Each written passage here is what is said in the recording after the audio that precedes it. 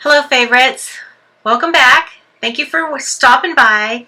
Today's not going to be a haul or anything like that. I wanted to vlog a little bit about an experience I had, and many of you will know about part of it, and I just wanted to give my perspective on where I was during this time 38 years ago. So 38 years ago I was in boot camp. And also 38 years ago, that was the Space Shuttle Challenger explosion. And some of you weren't even alive. Some haven't been alive for the 9/11. Some haven't been alive for many tragedies in our country's history. But it's good to remember them because history is important. And if we learn from history, we can move on. And they learned a lot from that explosion with the Challenger. Now let me go back a little bit. So I was in boot camp, and my actual first day of the military was January 1st. After the travel and intake and all that, my very first official day in the military boot camp was January 1st, 1986. And so by the end of January, we were about halfway through. We'd done our work week, I believe. They were starting to build us back up. So in boot camp, they tear you down and they build you back up. So we weren't quite there as a command yet, as a team with my boot camp company. And, you know, in boot camp, they assign different leaders throughout the time there. And so when the company commanders were out of the barracks during the evening or different times, we would have certain responsibilities would be put upon some of the recruits. And one of those responsibilities is called the Recruit Chief Petty Officer. And so she selected, or in my company, it was a female, of course, she's selected to kind of like oversee the rest of us. Now, she started the same time we did. And I think based on some of the schools that you are attached to after that, or some of your test scores, that's how they make their choices. I don't know. I've never been a company commander in boot camp, but after fact, I kind of learned a little bit about that. They had a port watch supervisor, which is what I was assigned to do, and then they had a starboard watch officer and recruit officer. And so we each were in charge of half of the company, and so when they got in trouble, I got in trouble too. So it was fun. It was an experience. And so on this day 38 years ago, we were, you're told to wear, when you first wake up, there is a assigned uniform of the day. So this particular day was super cold, and I was in Orlando, and you know, it was a great time to go through boot camp because it wasn't as humid. But this day was so cold, and so they assigned us our utility jacket, dungarees, chambray shirt, and chukka boots. And so we got dressed. We started out our day, did our routine, and then it was lunchtime. And so we were marched to the chow hall, and there was a big flat top, not concrete, it was like a blacktop, and we were lined up by company, and we had to wait our turn to go into the chow hall.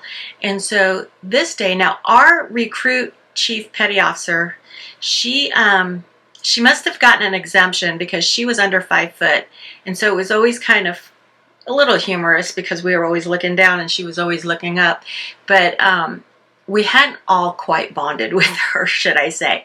By the time we were done, we were all friends. But at this point in time, it's like midway through boot camp, and we hadn't quite bonded with her. And so we were chatting it up in the lines a little bit, and she was getting annoyed because there was no company commander around at this time. It was just the recruit chief petty officers in charge of our companies lining us up, taking care of that responsibility. And she got upset with us, so she let the next company who was supposed to be behind us go into the chow hall.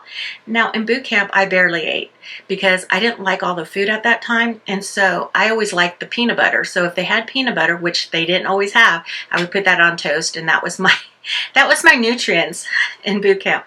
And I was always annoyed because if we went in late, there would be no peanut butter. So that was on my mind, and I was like, totally, this did not bond me with her at that moment when she delayed our chance to go into chow hall, because we're starving. We're hungry. We've been exercising already that morning. And I was just like appalled that she turned that in. So we were all chatting, and then I think she got some help from another company commander. And so we were put back into line on the blacktop, and we all quieted down. And then they gave the command to, I think it was, we turned to the right face, and we were allowed to watch the launch of the Space Shuttle Challenger. And now Orlando and Cape Canaveral are like 53 miles apart. And it was the clearest blue sky, but it was so cold that day. And which was another reason I wanted to go inside. But anyway, and so we were able to look up and watch the liftoff. It was so clear. You can see 50 miles. You could see 100. I mean, it was so clear. And we watched the liftoff, and my friend next to me, we saw something like, I thought it was cool that we're going to get to watch it. And then we saw something like fall off. And she goes, "What was that?" And I'm like, "I don't know. Maybe it's the boosters. I don't know." But I didn't think we'd see it in the atmosphere with the boosters falling off so close to the ground. And then as we're saying this, it completely explodes before our eyes and splits into multiple directions. You know, you've all seen that picture. And we're just in shock. And now I'm a news hound. I love to watch the news. Even at that age, I loved watching the news. I grew up with the news in our household. I wanted to be informed. I wanted to know what was going on. And here I am in boot camp. I have no access to TV, no access to newspapers, no access to the radio, nothing. And I didn't know what we just saw. And nobody was telling us anything. And then it was time to go in. Go in and eat, and we were like in awe. And they made a small announcement, but the whole idea is they didn't want to disrupt the training that we were going through and have but the thing is, when you're holding information back, which they came to conclude was not a great idea, because they did let us have some information by the end of that day, I believe, or maybe it was the next day. And but after lunch, immediately after lunch, we were scheduled to have our pictures taken for our boot camp pictures. And so now we're all bawling. We're all crying. We don't know what we witnessed. We know that there was a civilian on board. We also know 7 astronauts altogether just perished before our very eyes. And it was so shocking to us.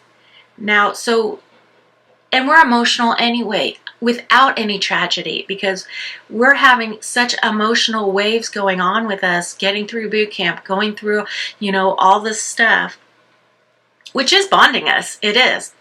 And then we go in and we have to have our pictures taken. Half of us, and I have ugly cry face. And we got to put some makeup on for the first time in like 5 weeks, 6 weeks. And we got to, doll ourselves up a little bit. But you can tell in my picture, and I have to dig it out and I'll show it. I should have had it here, but I think it's in storage somewhere. But we're all red-eyed, rimmed, our pictures. Those are our pictures for posterity.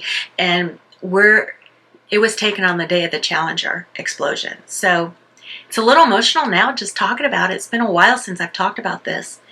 And I just remember dying inside because I could not find out what was going on, and it was killing me. And finally they brought in a couple papers and they let us look at them, and then they took them out. So that was it. That was all we got to see. We didn't have cell phones then. We didn't have any access to that stuff.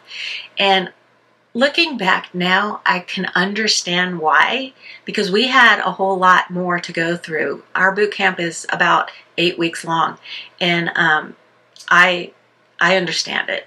But it was shocking at the time. And I just wanted to share with you that memory, as well as the people that perished on that day. So I did write it down here. It was January 28th, today, 38 years ago, which just saying 38 years ago I was in boot camp is crazy to me. I don't feel that old, but that is amazing time that has passed. So many experiences, so much life living, and I wouldn't change any of it, but this really like will stay with me the rest of my life. And the Space Shuttle Challenger tragedy occurred at 11:39 Eastern Standard Time that day. And so the commander was F. Richard Sobey. Michael Smith was the pilot. Ronald McNair was the mission specialist. Ellison Onisuka was another mission specialist. Judith Rensnick was another one who was a mission specialist. Gregory Jarvis, payload specialist. And Krista McAuliffe was the payload specialist teacher. So if you could take a moment and just remember these people, I'd appreciate it. And I want to thank you all for watching. I don't do vlogs a lot, but I wanted to share this, and this was a special day for me. So thank you for watching. I'll see you next time. Bye.